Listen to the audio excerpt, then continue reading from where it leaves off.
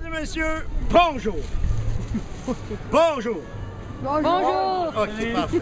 OK, moi, mon nom, c'est Pierre Dubois et je suis un sucrier. Je m'explique. À tous les printemps, mon travail est d'installer les chaudières aux érables que vous voyez ici.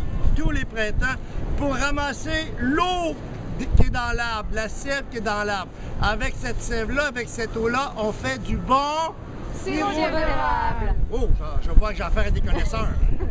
OK. Je suis mieux de bien connaître ma matière. Bien, voici comment ça s'est passé. Un jour, je parlais avec le fondateur de la cabane à sucre. Puis là, ben, on prenait un petit coup de réduit. Et alors, le petit lard, il dit, là, l'histoire, tu la racontes comme il faut. J'ai dit, oui. Ben, j'ai dit, c'est qui vous a raconté cette histoire, Tillard? Il dit ça, il dit, c'est un Amérindien. Qui? Un Amérindien. C'est quoi ça? Là, je ne savais pas. Il dit, un Amérindien, ce sont des gens qui vivaient dans la forêt, les papas, les mamans, les enfants, les petits bébés. Ils vivaient dans la forêt il y a 500 ans. Et celui qui m'a raconté l'histoire, il s'appelle Wauksis. Ça, c'est le grand chef amérindien.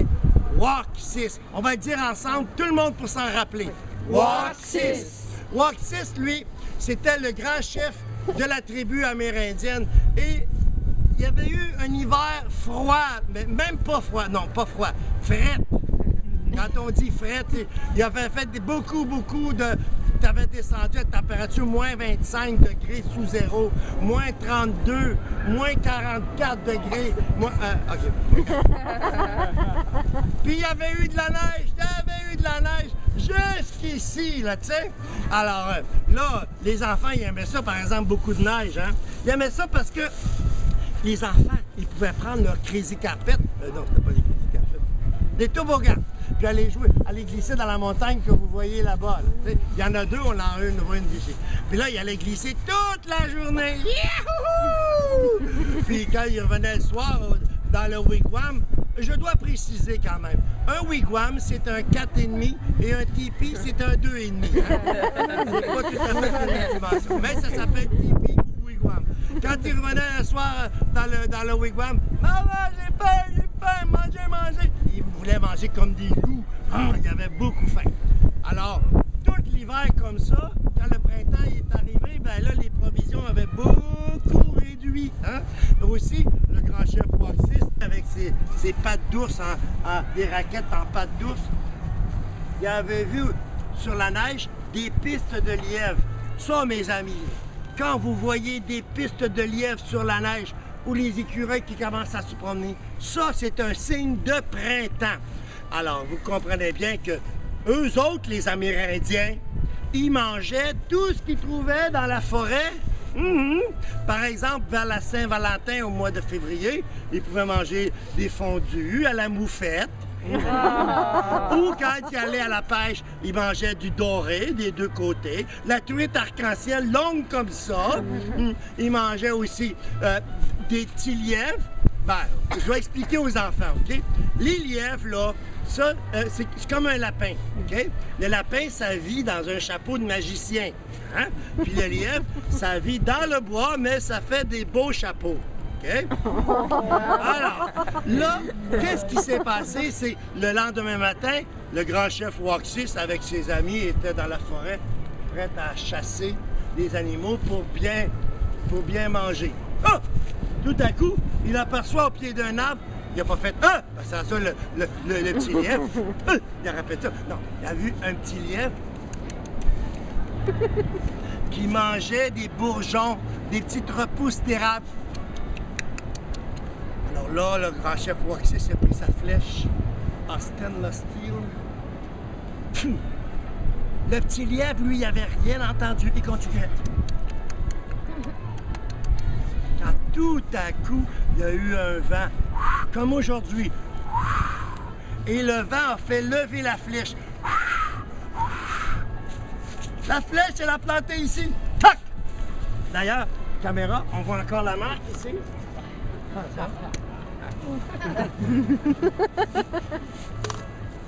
Le lièvre qui était au pied de l'arbre, quand il a entendu le toc,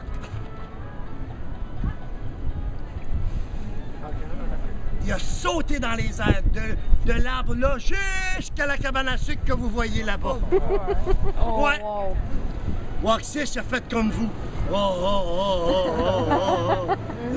Alors là, il a été vraiment surpris, l'Amérindien, de voir un saut olympique de cette manière.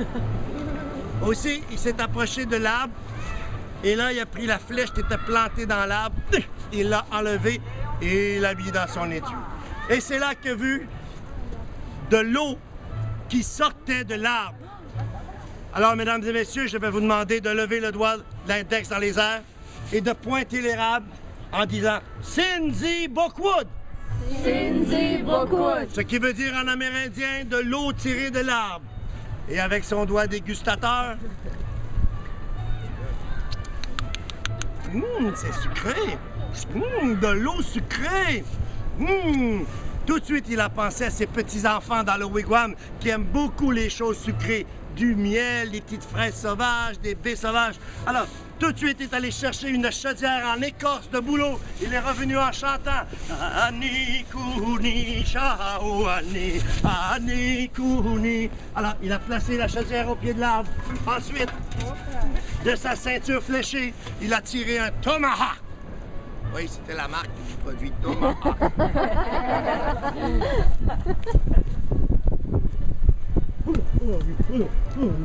Ensuite, il a cherché un chalumeau.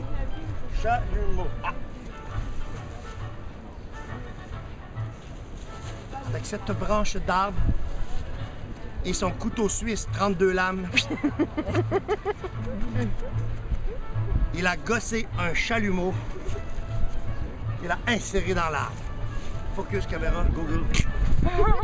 Et là, mes amis, dans l'attente printanière, il regardait les petits oiseaux. Quand tout à coup, il entendit cloc, cloc, cloc, cloc, cloc, cloc, cloc, cloc. Il était content! L'eau qui sortait de l'arbre, l'eau sucrée, il en tombait beaucoup. Il s'est mis à chanter. Ahani, Kuni, Shaouani, Ahani, Kuni, Shaouani. Et bien là, il n'était pas tout seul dans la forêt. Ses amis amérindiens, les chasseurs, où étaient-ils? Hey, mais non, ils étaient rendus plus loin. Alors tout de suite,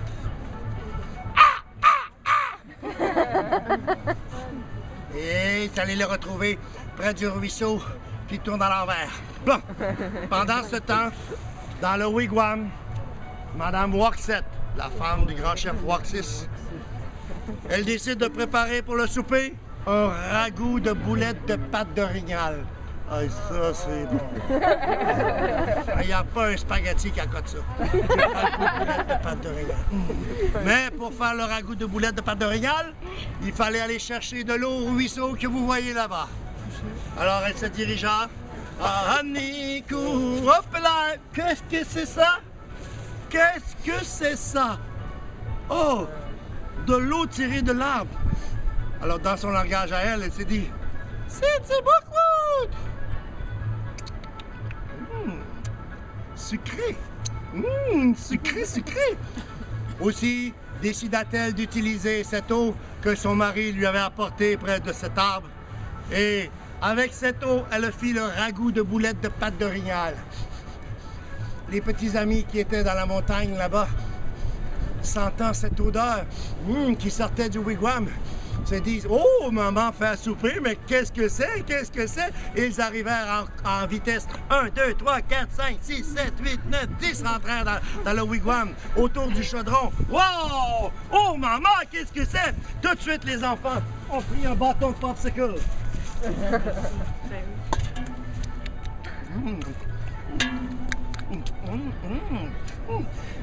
Et quand le grand chef revint de sa chasse, Waxis, à sa ceinture fléchée, il avait déjà attaché 3 écureuils, une moufette et 2 ratons laveurs. En ouvrant la porte patio du wigwam, ma femme, qu'est-ce que t'as fait pour souper? Ça sent bon dans le wigwam. Et sa femme de dire, Moi, pas comprendre. Moi, pas comprendre. L'eau qui vient de l'érable, l'eau qui vient de l'arbre, l'eau, elle a changé de couleur. L'eau, elle était devenue du... Sirop d'érable. Eh, bravo, vous avez bien compris mon histoire. Magnifique.